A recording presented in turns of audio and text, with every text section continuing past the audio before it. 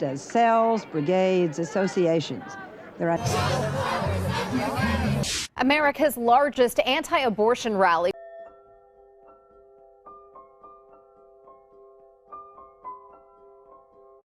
According to the Oxford Dictionary, an abortion is defined as the ending of a pregnancy at an early stage. Spontaneous abortions or miscarriages can occur for a number of reasons, such as disease, trauma, or genetic defects. Induced abortions occur because they fall under 4 general categories: to preserve the life of the mother, to prevent birth as a result of rape or incest, to prevent birth of a child that has a serious genetic deformity, or for social and economical reasons, such as the extreme youth of the mother or sorely strained resources of the family. The history of abortion dates back to the period of ancient civilizations. Many of these civilizations' philosophers argued that abortion should be legal, but only before the quickening, which is when the fetus moves for the first time. Abortion methods in this time were non-surgical and instead included using herbs and physical activities such as paddling, climbing, diving, and weightlifting. In 1971, the first abortion-related case reached the Supreme Court. Known as the Roe v. Wade case, Jane Roe, pen name of the plaintiff, filed a lawsuit against Henry Wade, the district attorney of Dallas County, where she challenged the Texas law making abortion illegal. The case was argued on December 13, 1971, re-argued on October 11, 1972, and decided on January 22, 1973. The decision was a 7-2 in favor of Jane Roe by an all-male Supreme Court panel. Supreme Court Justice Harry Blackmun, who voted for Jane Roe, wrote for a decision in 1973. It will be regarded as one of the worst mistakes in the court's history, or one of its greatest decisions, a turning point. In 2000, the FDA approved mifepristone, the first drug that was able to end an early pregnancy. Mifepristone was used by millions as it was not only effective, but safe. In 2017, 39% of abortions were done with the usage of the drug. The drug became a target. States required there to be doctors to be in the room when the drug would be given, banning the idea of telemedicine abortions. In 2007, the Supreme Court approved a federal ban on dilation and extraction, or also known as partial birth abortion, where the doctor performs a surgery to intentionally remove an intact fetus from the uterus. In 2016, Donald Trump was elected as president. He said that people who had abortions should be punished and promised to appoint Supreme Court justices to automatically overturn Roe. He receives major support from the religious. During his term, he confirmed 3 candidates, Neil Gorsuch, Brett Kavanaugh, and Amy Coney Barrett, which gives the conservative side a 6-3 majority.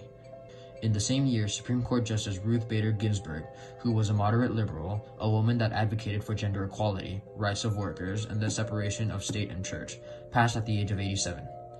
She was considered the greatest champion of reproductive health and freedom. After her passing, the Trump administration quickly presented her successor, which was Barrett. She assumed her position as an Associate Justice on October 27, 2020, with a Senate vote of 52-48.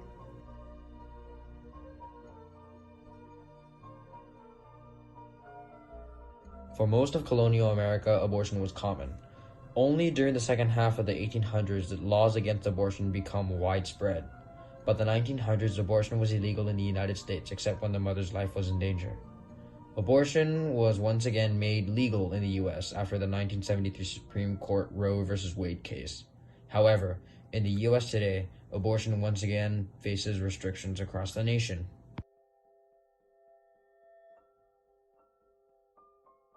In the 1960s, a time when abortion was still illegal in the U.S., protests for it to be legal spread across the nation. After the Roe v. Wade case, protests to make it illegal again erupted. Likewise, protests to keep it legal rose in defense.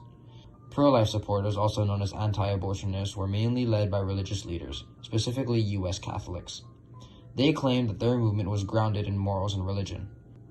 Pro-choice supporters, on the other hand, were mainly led by women in the political sphere. The topic of abortion on Guam differs from the United States. A large percentage of Chamorro individuals have opinions against abortion, as the majority of Guam are Catholic or Christians. These religious parties interpret pregnancy as a time a mother holds a living human and not just a fetus. There are 2 types of people on this island: devoted Catholics and people who were baptized into religion but do not participate in tradition. To add on to this, during the westernization, more options and opinions were open to the Chamorros. The younger generations have become more accustomed to the option of abortion. Our own governor had prioritized obtaining an abortion doctor after the original doctor had to leave.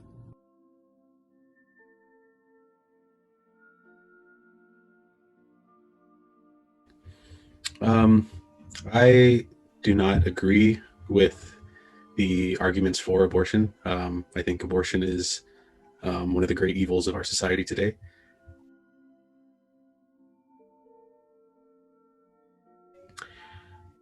It depends on the type of protests.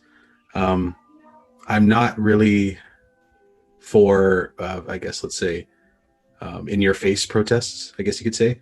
I think from a Catholic point of view, um, the vehicle through which we should push our point when it comes to abortion is always through the lens of love.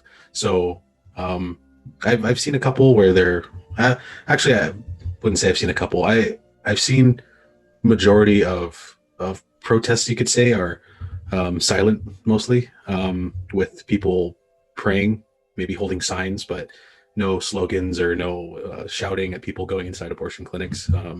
I see mostly charitable interactions when it comes to those types of protests.